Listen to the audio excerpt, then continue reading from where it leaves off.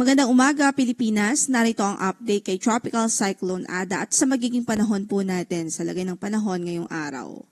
Si Bagyong Ada ay huling nakita sa layong 1,205 kilometers silangan huyan ng Northern Luzon at ngayon ay taglay pa rin ang lakas ng hangin na 55 kilometers per hour near the center at gustiness na 70 kilometers per hour. So nananatiling nasa tropical depression category po ito.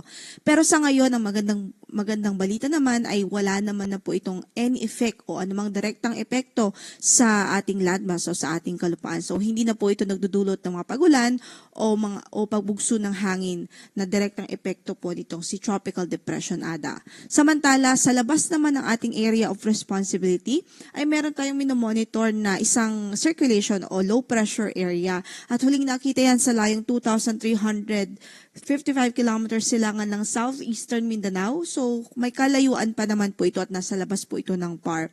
Sa ngayon, mabagal ang kanyang pagkilos dahil nagko-consolidate pa po ito, trying to have a good circulation or mas magandang sirkulasyon. At sa nakikita po natin sa projection po nito, sa kasalukuyan, hindi natin inaalis ang tsansa na magkaroon po ito ng brief entrance o panandaliang pumasok sa ating area of responsibility. Pero sa mga output o recent output po ng models natin, mas pinapakita po na mas mataas ang tsansa na hindi po ito pumasok ng PAR at manatiling nasa labas ito ng ating area of responsibility. Gayunpaman, patuloy pong mag-antabay sa magiging update ng Pag-asa ukol dito sa weather disturbance. Samantala yung northeast monsoon o amihan, yun po yung nagdudulot ngayon ng mga pagulan sa ilang bahagi ng Luzon at at bukod sa mga pagulan na yan is of course yung malamig na panahon, especially po sa madaling araw, even sa night time ay asahan natin ng malamig na simoy ng hangin dahil may kalakasan po yung ating amihan sa ngayon.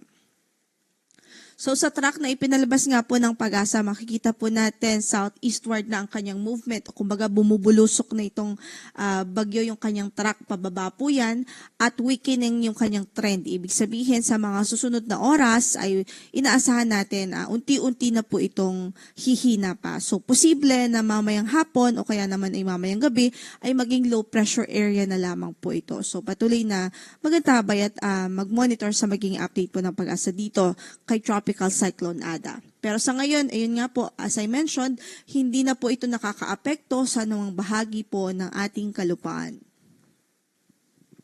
Samantala, dahil naman sa amihan o northeast monsoon, possible pa rin yung strong to gale force winds sa araw na ito sa malaking bahagi ng Luzon, sa Visayas, Caraga, Davao Region, Zamboanga Peninsula, Camiguin, Misamis Oriental, Lanao del Norte, Basilan at maging sa Tawi-Tawi. Bukas ay magkakaroon pa rin o makakaranas pa rin ng strong to gale force winds sa malaking bahagi ng Luzon, sa Visayas, Caraga, Davao Region, Northern Mindanao, Zamboanga Peninsula, Lanao del Sur, Basilan at sa Tawi-Tawi. And on Thursday, malaking bahagi pa rin ng Luzon ay makakaranas pa rin ng mga pagbugso ng hangin dahil sa amihan sa Visayas, Caraga, Davao Region, Northern Mindanao, Zamboanga Peninsula, Lanao del Sur, Basilan at Tawi-Tawi.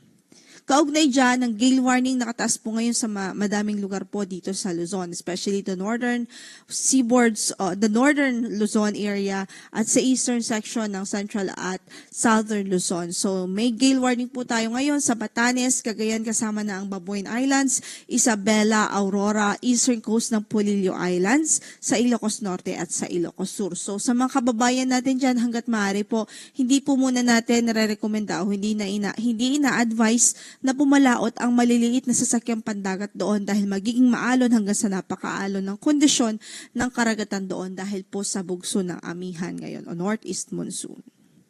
Samantala, para sa pagtayo ng ating panahon sa araw na ito, mananatiling maulap ang papawirin at may tsansa po ng mahihinang pag-ulan halos all throughout the day huyan dito sa Cagayan Valley, Cordillera Administrative Region, sa Aurora, Quezon Province, maging sa Bicol Region. Samantala, dito naman sa Ilocos Region, natitirang bahagi pa ng Central Luzon, dito sa Metro Manila, sa natitirang bahagi ng Calabarzon, maging sa Occidental at Oriental Mindoro, Romblon at Marinduque, asahan natin ng isolated o bahagyang maulap hanggang sa maulap na papawirin at may tsansa po ng pulo-pulong mahihinang mga pagulan dahil sa amihan.